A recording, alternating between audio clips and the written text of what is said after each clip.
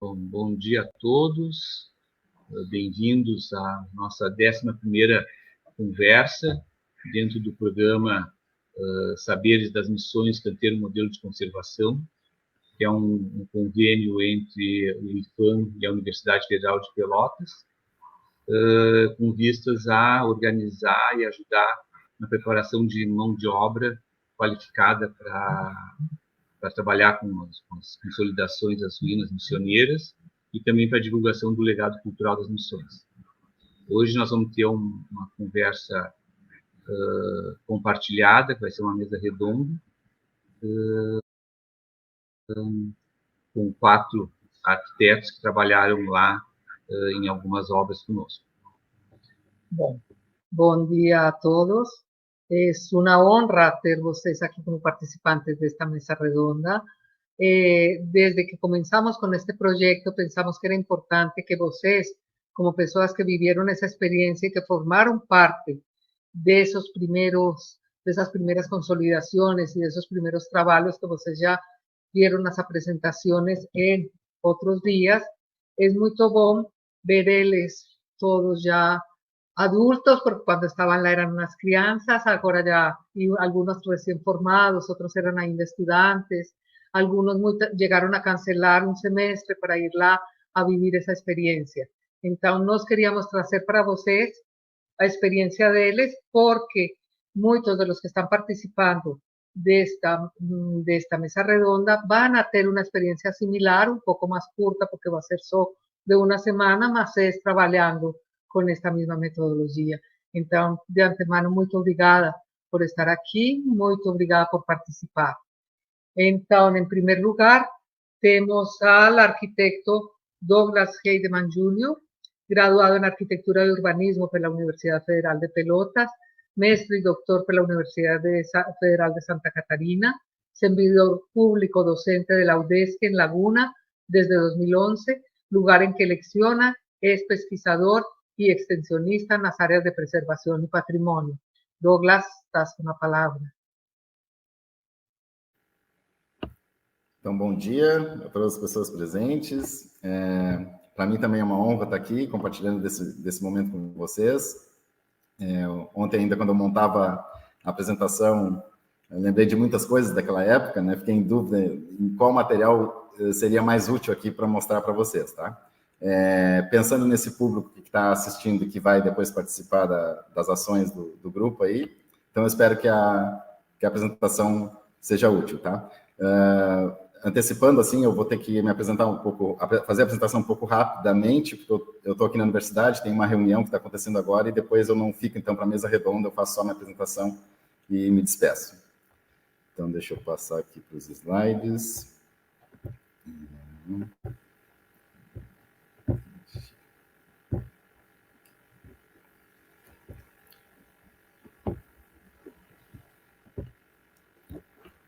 Se não estiver aparecendo, vocês me avisem aí, por favor, mas acredito que esteja. Bom, então, seguindo o que a Matilde e o Vladimir me solicitaram, assim, né, de fazer uma apresentação que mostrasse como foi esse tempo que a gente passou, que eu passei, assim, trabalhando com eles lá nas ruínas de São João Batista, né, eu resolvi botar esse título, assim, como se fosse uma vivência mesmo, somando esses dois termos, lugar e vida. Então, eu vou falar bastante do lugar, eu acho que essas palavras trazem o significado do que foi para mim essa vivência lá nas missões. O lugar foi muito importante. E também o momento da minha vida, como a Matilde mencionou, assim, né, que eu tinha recém me formado, era um momento que eu estava saindo de casa e fui ainda, não era mais estudante, já tinha um diploma, já era graduado, mas ainda me sentia, como a gente acaba se sentindo a vida inteira, quem se aventura pela arquitetura e urbanismo, né, sempre aprendendo e ressignificando o que já aprendeu. Então, aí a gente tem duas imagens de pôr do sol diferentes, né? O pôr do sol de 2024, que é o que eu vivencio aqui em Laguna, com a Lagoa, e o pôr do sol que eu tinha quando morava lá, porque efetivamente, além do lugar de trabalho, né, São João Batista, a ruína em si foi um lugar em que eu habitei, morei, né, bem próximo à ruína, para que os trabalhos pudessem ser feitos, né? E aí, para marcar aí esse referente a 2004, o pôr do sol de baixo, é um pôr do sol, então, da minha vida, né, num lugar em que eu estava há 20 anos atrás.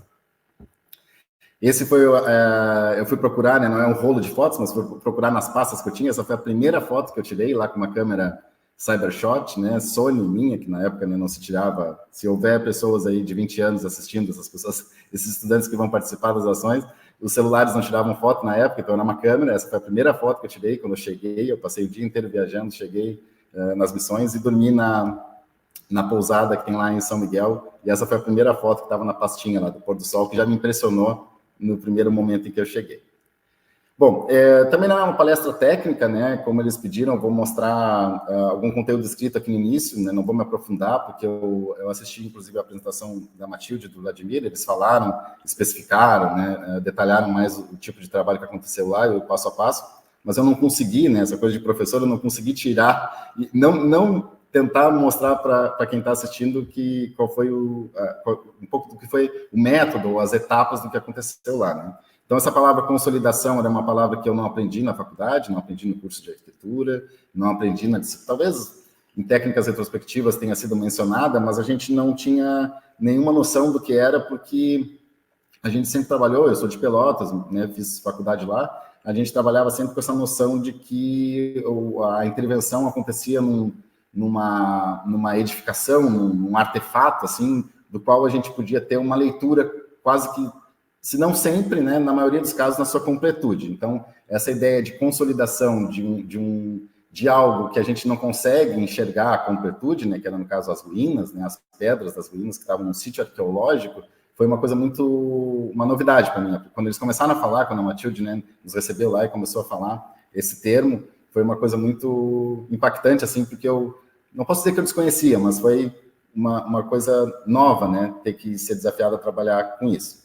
Então, estava nos documentos que eu achei um memorial, um relatório que eu escrevi na época, que tinha que entregar no fim dos trabalhos, né, essa ideia que um dos objetivos era reverter o processo de degradação, ou tentar, né, minimizar o processo que já estava em andamento. Seria impossível, né, acabar com esse processo de degradação, mas tentar reverter aos poucos. E o mais impressionante que me impactou bastante nessa experiência, que era recuperar a leitura, né, também dos traçados urbanos, mas principalmente das composições arquitetônicas. Então, vocês vão ver que nessa minha etapa do trabalho, os outros colegas participaram de outras etapas, né, mas nessa minha etapa eu acho que foi muito, muito significativo esse objetivo aí, né, que a gente conseguiu recuperar a possibilidade de leitura, pelo menos, dos acessos da igreja do sítio. Também me chamou muita atenção, né, porque a gente, né, no campo da arquitetura e urbanismo, a gente é estudante, a gente eu sei disso ainda hoje, passados 20 anos, porque eu sou professor de um curso de arquitetura e urbanismo de uma universidade pública, a gente tenta imaginar essa tal da interdisciplinaridade, mas a gente ainda tem as disciplinas dentro de caixinhas e os campos de conhecimento dentro de caixinhas. E aí, não sei se eu sou capaz ouso dizer que talvez tenha sido, se não a única experiência da minha vida mais significativa, essa de trabalho lá, em que realmente eu percebi que o trabalho não aconteceria se não houvesse essa interdisciplinaridade, né? Principalmente eu coloquei aqui arquitetura, arqueologia, e também resolvi colocar antropologia, porque eu nunca tinha conversado com antropólogos, e lá naquele momento, não que eles tivessem digamos assim, uma influência direta no trabalho que nós fazíamos, talvez até tivessem, mas eles faziam trabalhos lá também. Então, ter convivido com pessoas desse campo de conhecimento me ajudou a alargar um pouco do que eu imagino que é a arquitetura, porque a gente também no curso, né, os cursos mudaram, mas ainda no curso de arquitetura a gente se considera um pouco assim como um profissional que sabe muito, né, que é capaz de gerenciar quase tudo, mas aí nessa experiência a gente realmente precisava dos outros. Então eu coloquei os nomes ali dos meus coordenadores, né, a Matilde e o Vladimir, que estão aqui. Eu acho que eu era esse o cargo, não lembro, mas eu era um auxiliar de arquitetura. Existiam arqueólogos envolvidos e também existia um auxiliar de arqueologia, que era o Júnior, que foi quem efetivamente teve quase que o tempo inteiro comigo lá, porque ele fazia esse trabalho de arqueologia junto com o trabalho de arquitetura, né, de consolidação de ruínas. Então, esse era o lugar, né? A Matilde mostrou na apresentação dela, acredito que o meu cursor não aparece aí para vocês, não tenho certeza. Mas, então, quando eu fui para lá, eu não sabia direito, não conhecia, a gente tem essa imagem, né, das missões, principalmente relacionada à Igreja de São Miguel, então foi muito também impactante, surpreendente, positivamente surpreendente conhecer esse espaço todo, esse lugar, essa paisagem. Então, aqui são as ruínas, né? Eu imaginava que eram, na época, ruínas, eu imaginava como sendo iguais às de São Miguel, né? Mas a gente chegou lá e viu que realmente A grande parte das paredes estavam encobertas, e seria esse o nosso trabalho, né? Escavar, o pessoal fazer a escavação arqueológica, e nós da área de arquitetura fazemos o trabalho de consolidação referente às paredes mesmo, né? Aos maciços. Então teve essa parte de escavação arqueológica, como eu disse para vocês, eu não consegui escapar dessa ideia de mostrar alguns itens escritos aqui, né? Espero que não seja chato. Mas então era a ideia da consolidação das alvenarias de pedra. Eu aprendi bastante, eu vou usar essa expressão, né? Eu aprendi bastante sobre os processos envolvidos, que eu desconhecia, de necessidade de desmonte, remonte das paredes, o que precisava fazer para desmontar e remontar, né?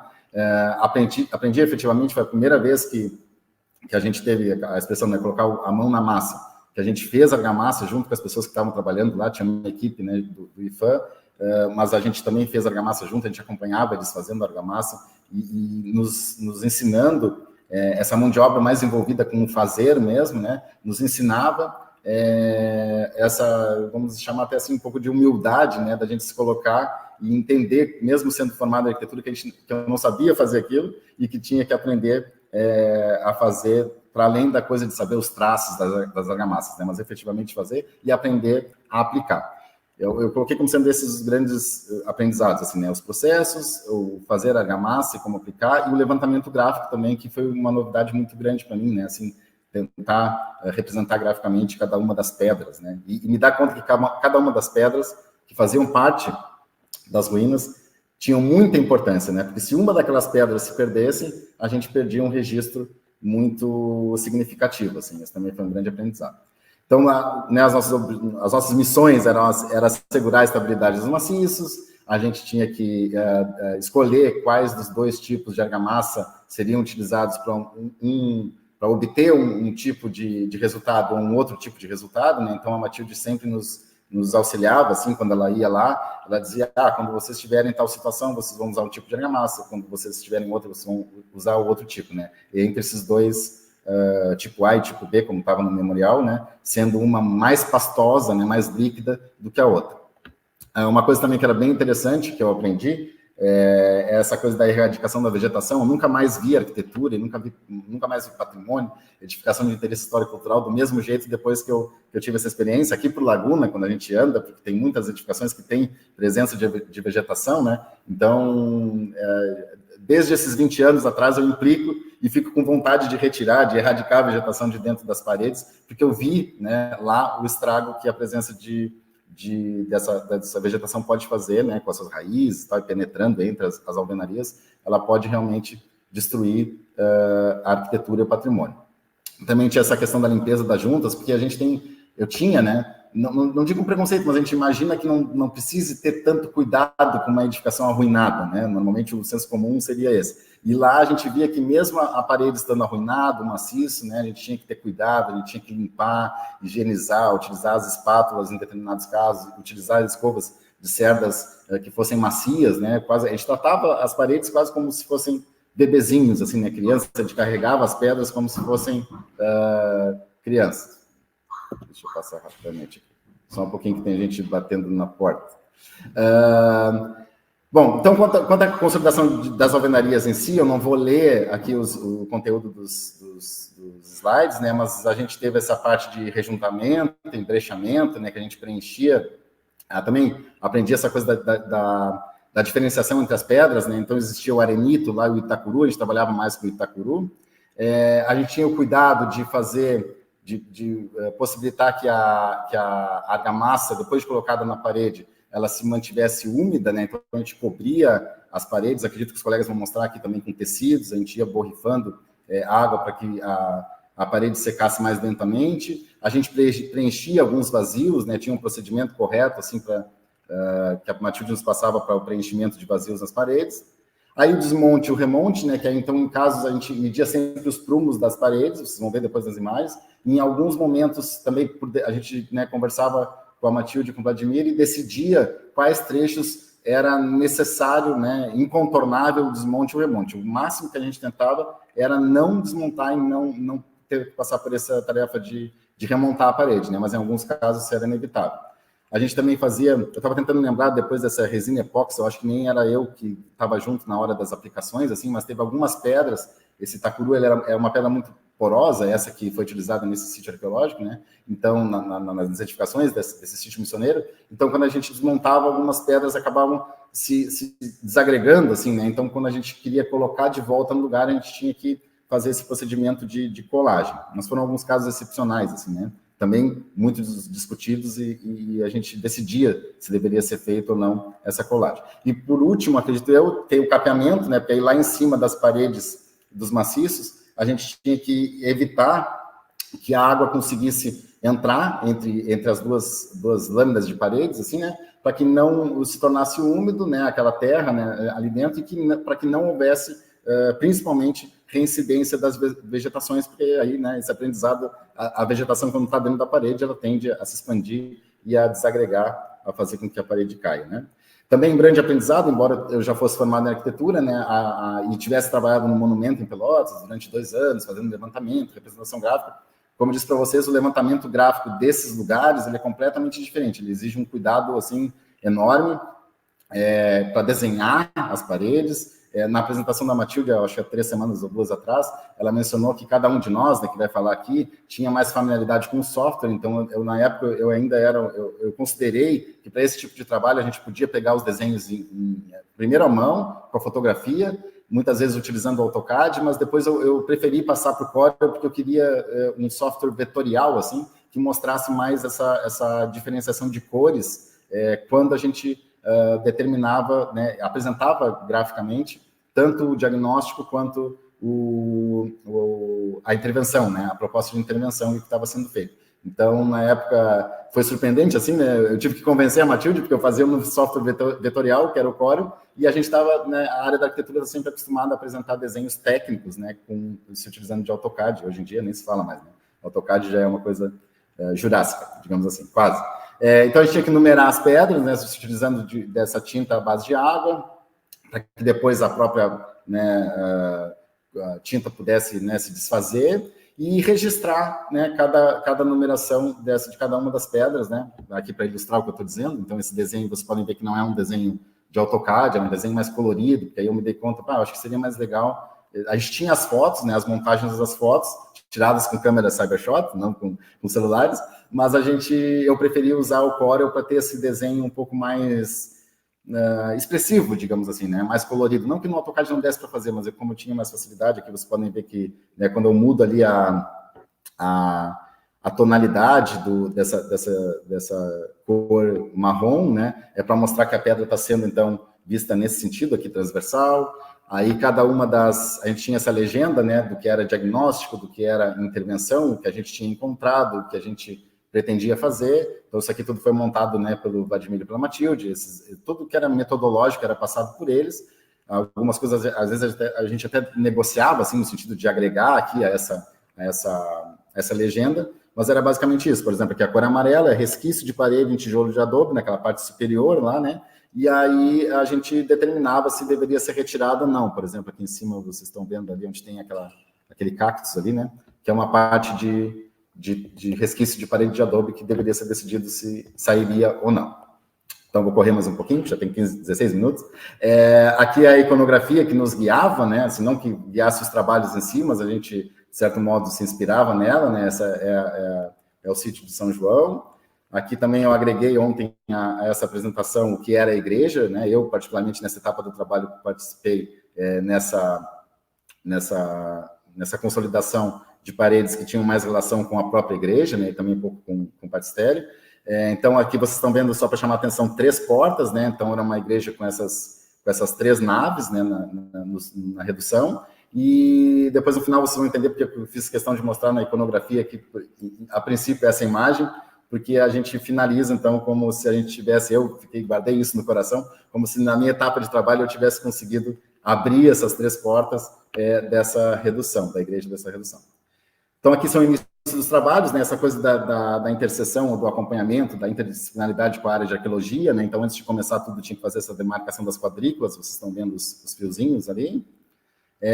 Também chamava atenção, e foi um aprendizado para mim trabalhar com esse pessoal que foi contratado lá para trabalhar conosco, né, na maioria dos casos eram pessoas ali das redondezas, né, pessoas que trabalhavam na agricultura, que tinham propriedade, então eles trocavam muita ideia conosco, assim, principalmente comigo, que não conhecia, o Júnior era da arqueologia, já tinha essa vivência desses lugares aí, né, mas para mim foi um grande aprendizado para eu entender o que isso representava para eles, né, do entendimento do que eles viam ali e do que eles estariam passando a ver a partir desse trabalho que estava sendo feito pelo IPHAN nessas ruínas, né. Então aqui uma foto mais superior, assim, aqui eu acredito que eu estou em cima de um andaime, né, no momento que eu tirei essa foto. Essa aqui é a parede, então, transversalmente, vocês estão vendo a parede que daria, né, acesso à igreja de São João.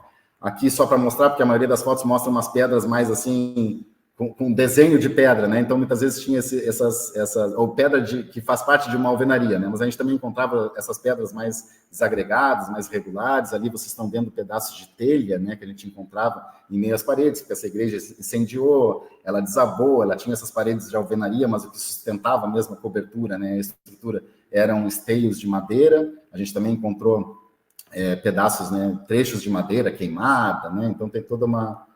Aqui vocês estão vendo um trechinho do encontro entre a parede da igreja e a do batistério, que está ali ao lado, e que dá acesso ao cemitério também, né? Então, aqui, onde vocês estão vendo essa reentrância, eu não sei se o meu cursor aparece, então não vou nem ficar mexendo dele, mas onde vocês estão vendo a reentrância ali, é onde ficava, então, esse esteio de madeira, originalmente, né? Os esteios que davam sustentação à estrutura da cobertura. Então, aqui uma foto mostrando vou chamar de meus amigos lá trabalhando, né, com os andaimes, porque a gente tinha que montar os andaimes, e chamando a atenção de vocês também, que nesse trabalho todo eu participei junto, né, porque teoricamente a gente ficaria, eu basicamente, que era o auxiliar de arquitetura, fazendo desenhos, fazendo a numeração das pedras, mas eu não me aguentava, né, eu queria, como eu estava ali, eu acabava participando, então, da desmontagem das paredes, eu subia lá e ajudava eles a retirar os elementos, a erradicação da vegetação, tudo eu acabava tendo vontade de participar. Né? Também porque eu tinha 27 anos, eu acho que hoje, com um pouquinho mais de idade, eu não me arriscaria em cima desse andaime. Mas, enfim, aí ali, por exemplo, um exemplo de desmontagem, né, desses resquícios de parede de adobe. Então, vocês estão vendo o cuidado que eles estão tendo ali para retirar, né? Alguém desavisado ou descuidado, né, poderia imaginar que aquilo ali é só um trecho de terra, mas não, né? Eram realmente trechos de paredes de adobe, que a partir daquela altura da parede, ela continuava subindo, né? Não mais com pedra, mas com adobe. Então, ali era o cuidado que a gente teve, a gente conseguia mais ou menos enxergar, assim, né? O adobe, e não queria que essa possibilidade de ver o adobe se desintegrasse, né? Que ele se desintegrasse. Então, a gente tinha todo o cuidado. Às vezes não estava muito certo, mas a gente tentava. Aqui já passou os 20 minutos, só um pouquinho, Matheus. Então, aqui, quando a gente chegou aos pisos, eu estava tentando me lembrar ontem se a gente chegou a um trecho grande de pisos, ou se todo o piso foi descoberto, revelado na fase do João, que o João participou antes de mim. Né? Mas aí depois o João, quando apresentar, ele explica. Mas eu acredito que uma parte significativa também foi na época em que eu estava lá. Então, vocês estão vendo ali as peças hexagonais que fizeram parte da igreja. Ali, de novo, né, descendo a pedra com todo cuidado. Era interessante ver esse pessoal que trabalhava, os meus amigos, a gente cobrando deles o cuidado, né? Alguns deles no início, não, mas se cair essa pedra não tem problema. E a gente, porque no imaginário de muitos deles não tinha problema, né? Era só colocar outra no lugar. Mas aí era quase que uma educação patrimonial que a gente ia fazendo ali, convencendo eles de que não, aquela é a pedra que está lá, então ela tem que sair e ela tem que voltar para o mesmo lugar, certo? Então, aqui também eu mencionei aquela hora, né? Então, para ver que são as duas linhas de paredes, né? Então, tinha um espaço, e é nesse espaço que, eventualmente, surgia vegetação. Então, todo esse espaço tinha que ser preenchido também com a argamassa que a gente fazia. Aqui, esse umedecimento, né? Depois de aplicada a argamassa no rejunte, assim, digamos, no encontro entre as pedras, né? O umedecimento dela para que ela secasse mais lentamente. Depois essa cobertura, para não trincar, né, para não fissurar. Depois essa cobertura com os panos de algodão para também continuar fazendo com que ela permanecesse úmida e secasse lentamente. Aqui é a aplicação da argamassa, está meio fora de ordem esses slides, tá? Não reparem. Aqui é a aplicação da argamassa por eles, então eles, né, tinham que colocar mais... Primeiro se retirava em alguns trechos, depois se substituía, se colocava essa argamassa nesses encontros. Aqui alguns achados arqueológicos que a gente teve durante, né, o processo, então alguns metais que faziam parte das portas da igreja. Aqui a parte superior, lá onde era feito esse capeamento, né, depois dessa parte que está sendo feita aqui também se fazia mais um preenchimento, né, uma espécie de uma cobertura assim, sobre as paredes para fazer com que o escoamento das águas acontecesse de uma forma mais interessante, né, dentro daquele objetivo de reverter o processo de degradação das paredes. Aqui vocês veem, né, vocês estão vendo lá, reparando que tem uma marca ali nesse cantinho, né, mostrando a altura em que estava a terra e depois do processo de escavação, né, como ficou. Então, a gente desencobriu todo esse trecho.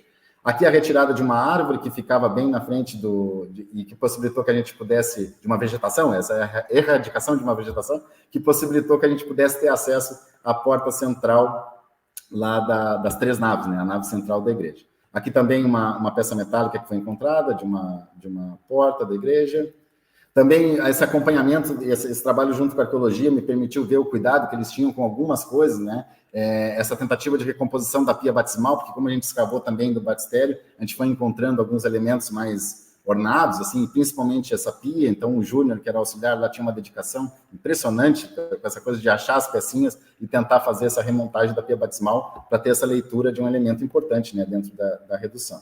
Aqui uma foto mais ampliada, eles trabalhando ali, vocês estão vendo, então, o piso hexagonal, aquelas marcas pretas, né? A Matilde, eu acho que mostrou também na apresentação dela, evidenciam ali essa parte do incêndio, né? E das peças em madeira que foram incendiadas.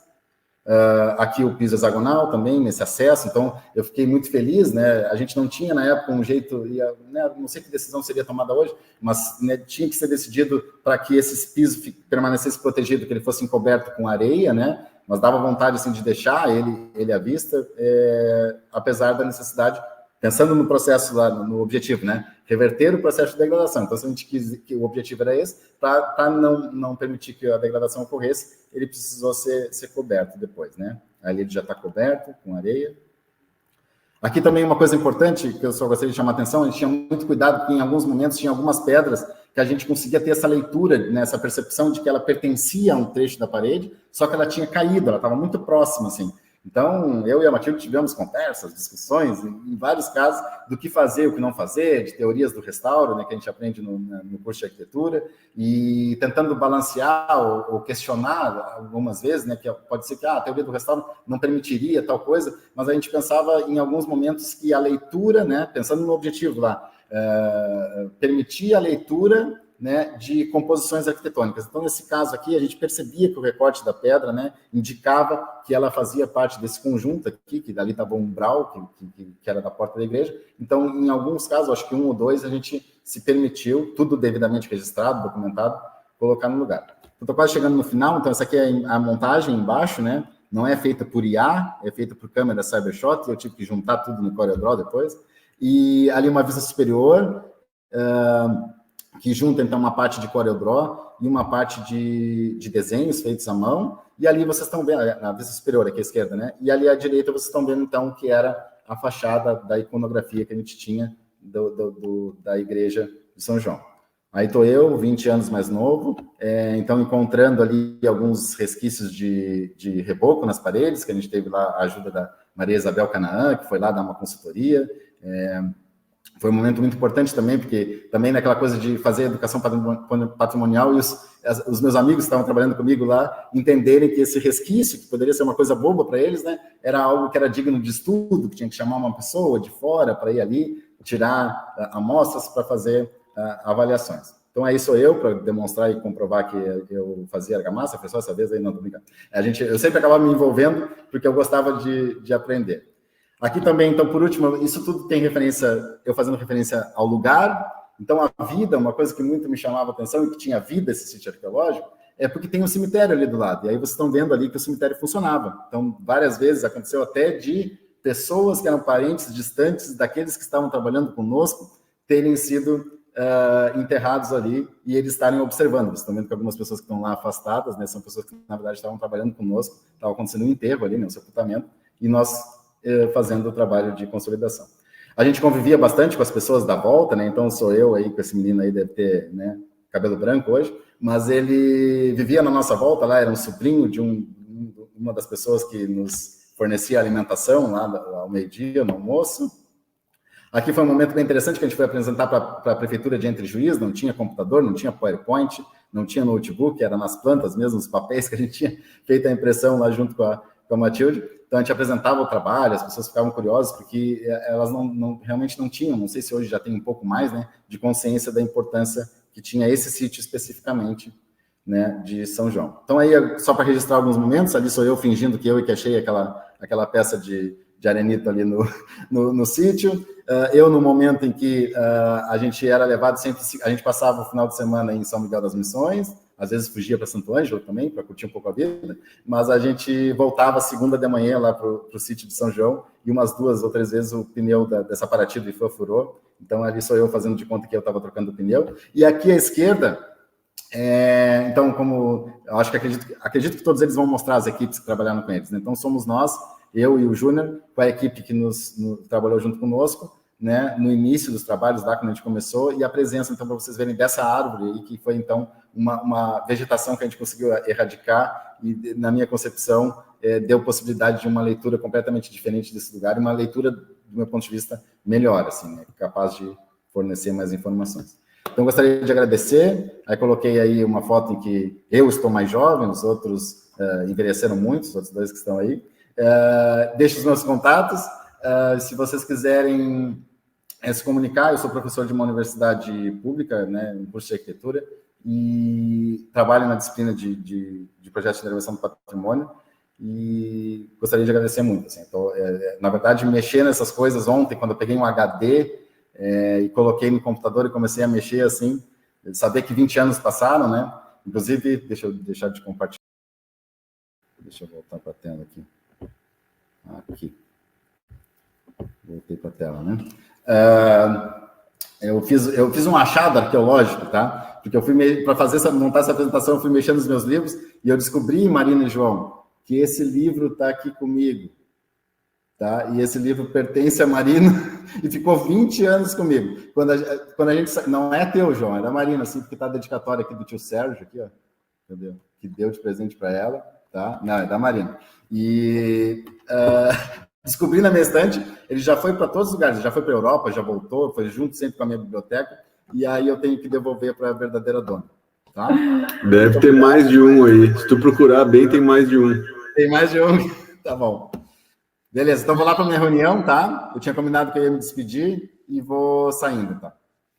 Um beijo para todos. Tá, obrigado, Douglas. Obrigado, Douglas, foi muito bom. Muito bom, Douglas.